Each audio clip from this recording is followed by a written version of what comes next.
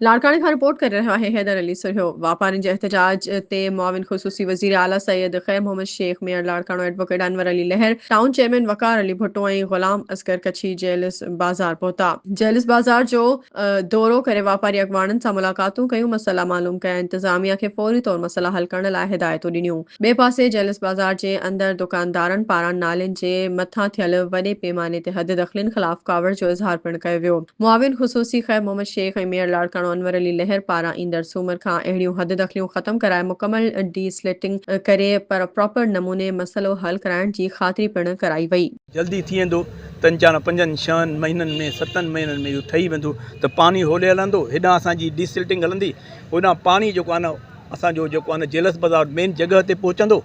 जेकॾहिं हेॾे बि ज़रूरत हूंदी त पहुचंदो ऐं इनशाला हीअ शइ ज़रूरु थींदी। ऐं इन खां सिर्फ़ु रिलीफ इन खे न मिलंदो, इन खां वधीक रिलीफ हीअ असांजी जेको ओल्ड अनाज मंडी आहे, इन खे बि पाणी सिधो जेको आहे न इहो अचे थो हितां भरिसां जेको नालो बंदि पियो आहे हितां थींदो, इहो साॻे नाले में इन्हनि खे बि रिलीफ मिलंदो। उहे जेके दाऊं कनि था उहे बि ॿुधाइनि।